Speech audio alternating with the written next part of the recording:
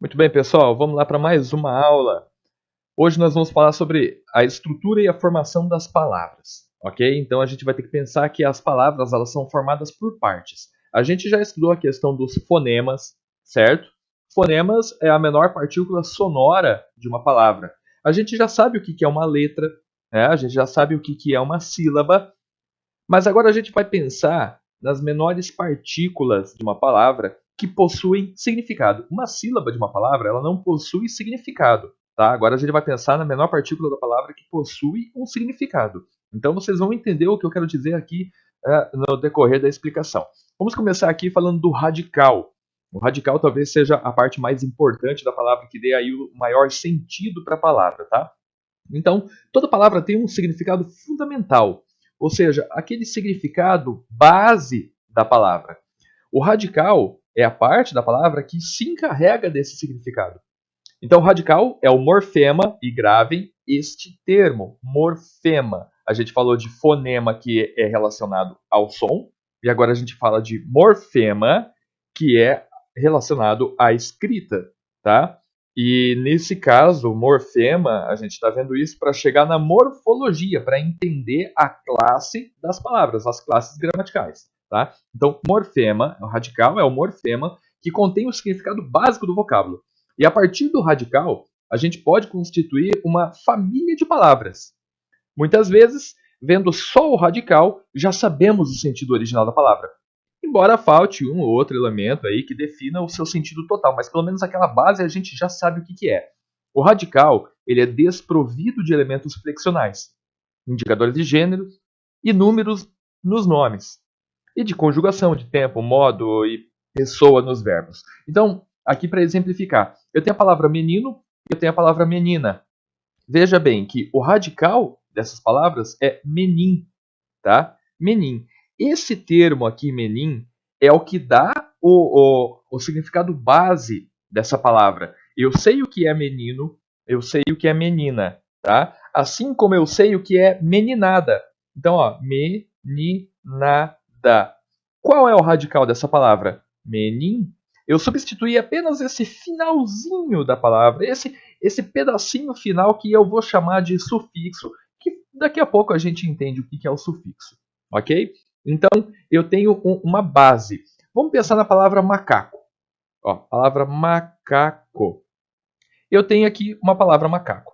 Vamos pensar numa derivação dessa palavra. Vamos pensar, por exemplo, em macacada. Macacada. O que eu tenho em comum entre essas duas palavras?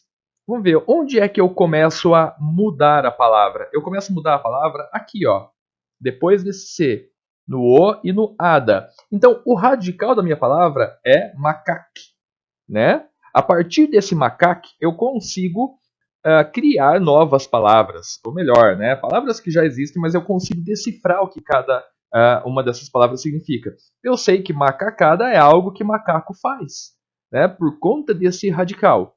Beleza? Então, radical é uma parte inicial da palavra. Vamos pegar a palavra palavra. Ó, palavra. Vamos pensar numa palavra que vem da palavra palavra. Vamos pensar em palavrão. Palavreado. Veja que essas duas palavras derivam de palavra, né? O que eu tenho em comum entre elas? Olha só, vem até o R, ela não muda. Então, o radical é imutável, ele permanece sempre o mesmo, tá? Às vezes eu vou ter uma modificaçãozinha aqui nessa última letrinha, mas é para poder adaptar, beleza? É apenas por adaptação. Por exemplo, moleque. Como é que eu escrevo moleque? Com Q e U, certo? E molecada? Molecada eu escrevo com C. Veja que esse Q e esse U e esse C, eles não estão interferindo no radical. O radical vem até aqui sim, tá? Mas eles não interferem porque é apenas uma adaptação. Porque se eu escrevesse moleque com C, ficaria molesse. E se eu escrevesse moleque, se eu escrevesse molecada com QU, ficaria molequada, né? Então isso aqui é apenas para adaptar o som da palavra, mas não interfere no que é o radical. Beleza? Então o radical ele é imutável. Já sabemos que é uma radical, vamos entender o que é uma desinência. A desinência é justamente aquilo que vem depois de um radical. Tá? Então, veja bem, perceba os elementos que vão ser somados ao radical. O elemento indicador de gênero, que é masculino ou feminino. Em português, normalmente a gente utiliza o O para masculino e o A para feminino. E vamos chamar isso de desinência de gênero. Normalmente, né? A gente sabe que existem palavras aí que são de duplo gênero. Tá. Para indicar o número, se é singular ou plural, a gente vai depender da presença ou da ausência do S. Normalmente é isso daqui que a gente coloca para indicar se a palavra está no plural ou no singular. É claro que existem aí pequenas variações. É claro que existem palavras, por exemplo, ônibus, que termina com S, e que ele pode ser usado tanto no singular quanto no plural. Um ônibus, dois ônibus. Tá? Mas eu estou pensando aqui naquela base, na lógica original da palavra. Bom, então nós vamos ter dois tipos de desinências, a desinência nominal e a desinência verbal. As nominais podem ser de gênero e número, e vai ocorrer aí em substantivos e adjetivos, que são palavras que variam. Né? Também pode ocorrer em pronomes, claro. Estamos pensando aqui no mais básico. E as desinências verbais, elas podem ser desinência de pessoa, se é primeira, segunda ou terceira pessoa, de número, singular, plural, de modo e de tempo. Modo, no caso, modo indicativo, modo subjuntivo, modo imperativo, e tempo, se é presente, passado ou futuro, e claro, as variações desse passado e desse futuro. Ok? E obviamente vão ocorrer nos verbos. Então vamos dar uma olhadinha aqui, ó. Eu tenho menin como radical. O a como desinência nominal do quê?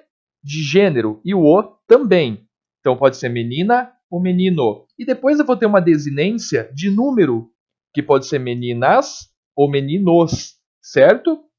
Então, isso aqui tudo eu vou chamar de desinência. Isso aqui é desinência nominal, isso aqui é desinência nominal.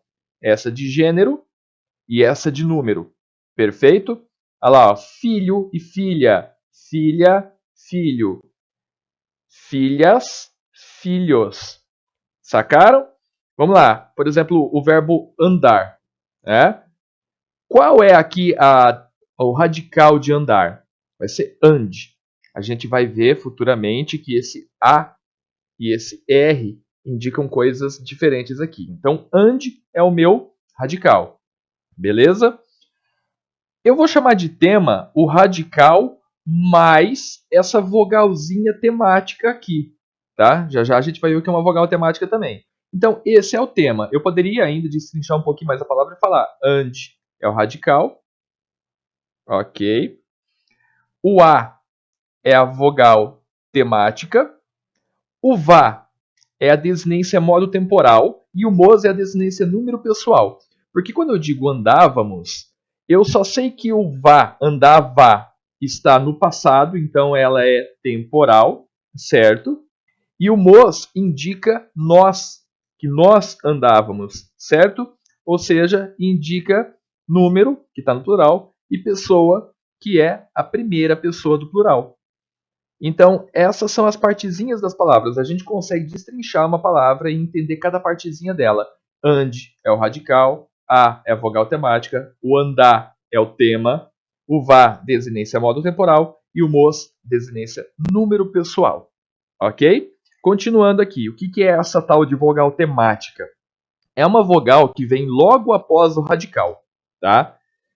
A vogal temática é o morfema que caracteriza as conjugações verbais, ou seja, a vogal adicionada à raiz da palavra. Então veja bem que vogal temática está nos verbos, não nos nomes. É a vogal que prepara o radical para receber as desinências, esse finalzinho da palavra. Ok? Então a desinência, vamos chamar aqui de finalzinho da palavra.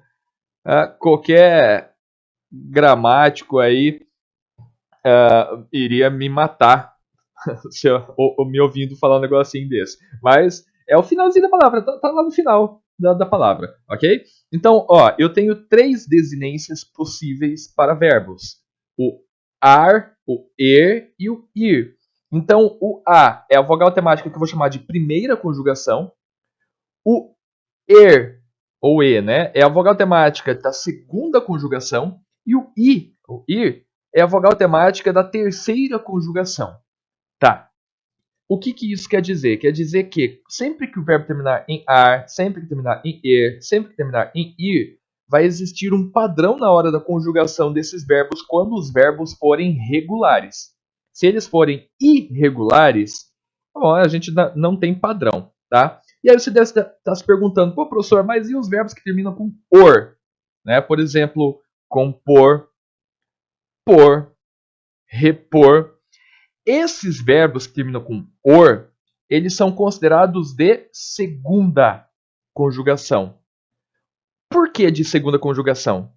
Por que não de quarta conjugação?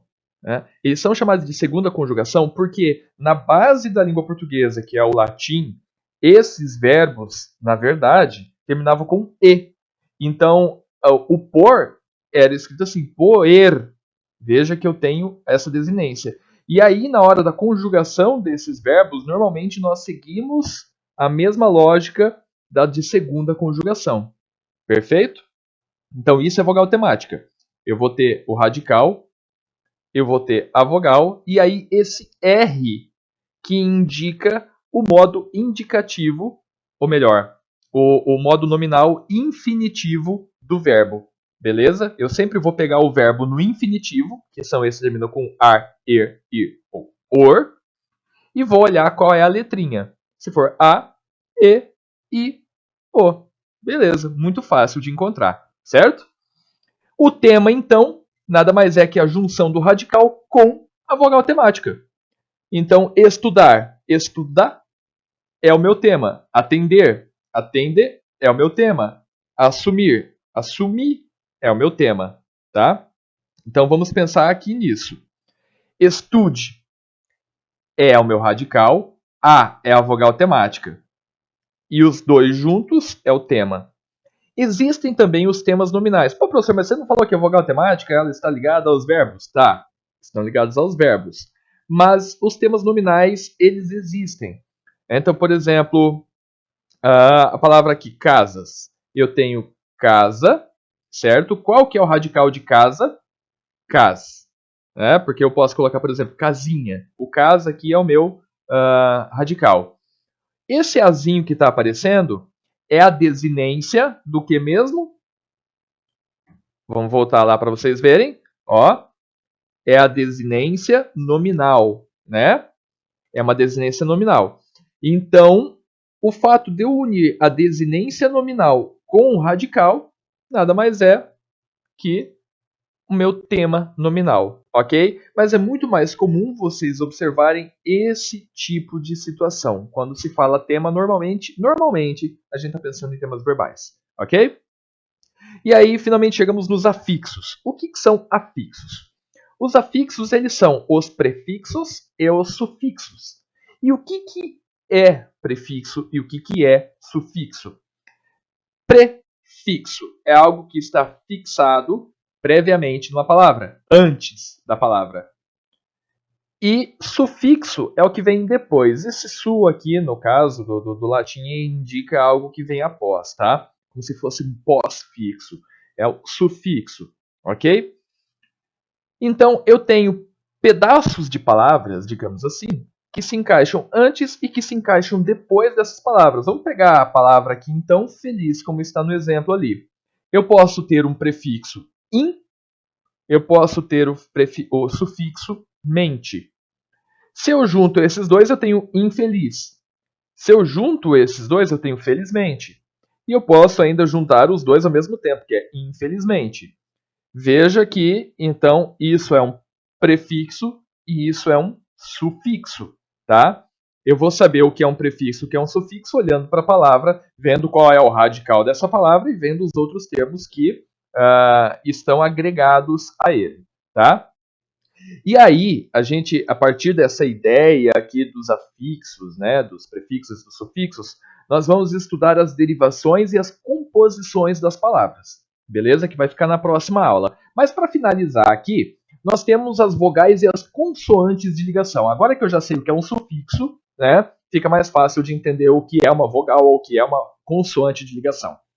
A vogal ou a consoante de ligação, como eu mostrei lá atrás na palavra moleque, né, são pedaços que eu vou adaptar entre o radical da palavra e o sufixo por conta do som dela, tá? Então, eu coloquei dois exemplos aqui. Vamos pegar a palavra inseticida. Ó, inseticida. O inseticida, a palavra inseticida é derivada da palavra inseto, né? Então, vamos pegar a palavra inseto aqui. A palavra inseto, ela tem como radical o inset, certo? O é o quê? A minha desinência nominal, né? Beleza. Então, se eu tenho o radical, inset, eu tenho esse icida. Muito bem. No entanto, qual é o sufixo de inseticida? O sufixo de inseticida é sida. Sida, que vem do grego aí, que significa matar, tá? Então, do grego, do latim, agora não me lembro, isso também não importa. Sida vem de matar, ok? Então, matar inseto. Só que, veja que eu não consigo emendar inset com esse temudo mais o sida. Na língua portuguesa não existe o temudo. Sempre que a gente tem uma palavra com uma consoante muda, é porque ela foi trazida diretamente de outra língua, foi adaptada, tá? Então, aqui, no caso, eu não consigo criar esse inseticida, esse temudo. Para isso, eu utilizei uma letrinha que vai unir o radical com o sufixo. Eu uni com essa letrinha I, tá? Então, isso aqui é uma vogal de ligação. O mesmo pode ocorrer com consoantes. Vamos pegar a palavra escolaridade. Eu tenho a palavra escola. Qual é o radical de escola? Escol, tá? Que daí eu posso criar um monte de palavras, um monte de outras palavras. Escolinha, né? Escolarização, escolaridade. Escol é o radical.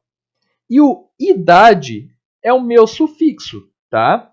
Todo sufixo também possui, obviamente, no caso, um significado, ok?